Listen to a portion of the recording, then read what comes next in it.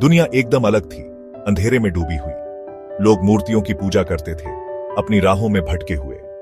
फिर मक्का में एक रोशनी आई। एक बच्चे का जन्म हुआ, उम्मीद की किरण। उसका नाम था मोहम्मद, इंसानियत के लिए एक रहमत। उनके पिता अब्दुल्लाह का पहले ही इंतकाल हो चुका था। उनकी मां आमिना उनसे बहुत प्यार करती थी। उन्हें दिल से पता था यह बच्चा खास है। उन्हें हलीमा के पास भेजा गया, जो रेगिस्तान की एक महिला थी, ताकि वो बच्चा शुद्ध हवा में पले बढ़े। नन्हे मोहम्मद बचपन से ही अलग थे। हलीमा ने अपनी जिंदगी में बरकत देखी। उनके जानवर बढ़ गए, उनका दूध ज्यादा होने लगा। साफ था यह बच्चा खुदा का पसंदा था। वो खास था, आने वाले वक्त का एक इशारा। साल गुजरते गए और जवान मोहम्मद बड़े हुए। वो अपने चाचा अब्बू तालिब के साथ व्यापार के लिए सीरिया गए। सफर उन्हें एक मठ में ले गया, एक शांत जगह। वहां रहते थे एक साधु बहिरा, जो ज्ञान और बुद्धि से भरपूर थे।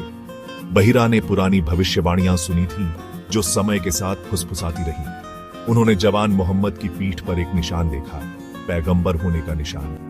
बहिरा ने अब्बू तालिब से कहा, यह लड़का कोई आम बच्चा नहीं है, यह बड़े काम के लिए बना है, खुदा का चुना हुआ। अब्बू तालिब हैरान होकर ध्यान से सुने। बहिरा की बातें उनके दिल को छू गई। वो भविष्यवाणियों के बारे में जानते थे, एक आने वाले पैगंबर की बातें। क्या ये वही हो सकते हैं? उनके अपने भतीजे, उनकी देखभाल में सफर जारी रहा, लेकिन आश्चर्य का एक बीज बोया गया। बहिरा की बातें अबू तालिब के दिमाग में गूंजती रही। उन्होंने मोहम्मद को ध्यान से देखा, निशानियां देखी। उनकी उम्र से ज्यादा समझदार। उनके दिल में जिम्मेदारी का एहसास बढ़ा। मक्का में जिंदगी आसान नहीं थी। लोग बंटे हुए थे, दौलत और ताकत के पीछे भागते थे। कबीलाई झगड़े आम थे और अन्याय का बोलबाला था। मोहम्मद ने छोटी उम्र से ही खामियां देखी, समाज की कमजोरियां। वो अपनी ईमानदारी और सच्चाई के लिए जाने जाते थे। लोग उन्हें अल सादिक, सच्चा, अल अमीन, भरोसेमंद कहते थे। वो एक शांत स्वभाव के उस उथल पुथल भरी दुनिया में समझदारी की आवाज थे, लेकिन वो भी उस अंधेरे से बच नहीं सके जो मक्का को घेर रहा था। ऐसी सभाएं होती थीं जहां लोग अपनी दौलत और खानदान का घमंड करते थे। मोहम्मद अच्छे खानदान से होने के बावजूद इन सभाओं में कोई सुकून नहीं पाते थे। उन्हें खालीपन दिखाई देता था, मकसद की कमी। वो कुछ और चाहते थे, एक गहरा मतलब। उन्हें अकेला रहना पसंद था, अपना समय सोच विचार में बिताते थे। वो मक्का के आसपास के पहाड़ों पर चढ़ते थे, शांति की तलाश में।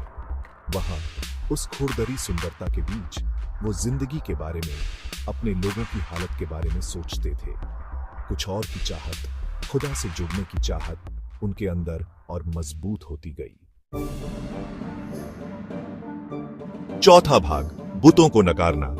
काबा मक्का का सबसे पवित्र स्थान बुतों से भरा था। लोग उनकी पूजा करते थे, बलिदान चढ़ाते थे, उनकी कृपा चाहते थे।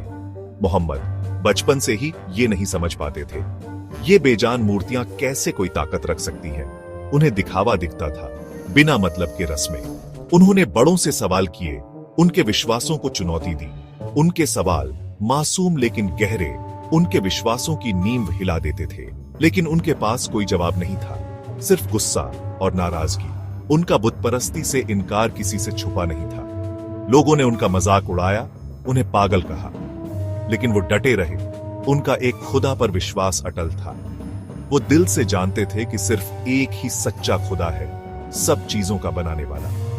वो अन्याय के खिलाफ, कमजोरों पर जुल्म के खिलाफ बोलते रहे। वो लोगों में अच्छाई देखते थे, उनकी दया करने की क्षमता में यकीन रखते थे। उनके शब्द ज्ञान और हमदर्दी से भरे, उन लोगों के दिलों को छू गए जो एक बेहतर दुनिया चाहते थे। पांचवां भाग, पैगंबर बनने का बुलावा। मोहम्मद 40 साल की उम्र में हीरा पहाड़ की एक गुफा में सुकून पाते थे। वो कई दिन अकेले ध्यान करते, जिंदगी के बड़े सवालों के जवाब ढूंढते थे। एक रात जब वो गहरे ध्यान में बैठे थे, कुछ असाधारण हुआ। फरिश्ता जिब्राइल उनके सामने प्रकट हुए, रोशन और शानदार। पढ़ो, उन्होंने हुक्म दिया। मोहम्मद घबराकर बोले, मैं पढ़ नहीं सकता। फरिश्ता ने दोहराया, पढ़ो। और फिर एक चमत्कार हुआ। मोहम्मद के होठों से शब्द निकले, ऐसे शब्द जो इतिहास बदल देंगे।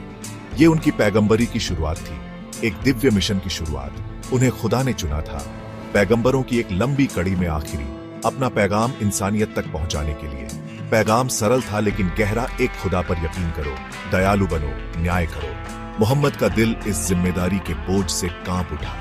उन्हें एक ऐसा पैगाम दिया गया था जो समाज की बुनियाद को चुनौती देगा, लेकिन वो जानते थे कि वो मुकर नहीं सकते। उन्हें चुना गया था और वो इस बुलावे को स्वीकार करेंगे, चाहे कितनी भी कीमत क्यों न चुकानी पड़े।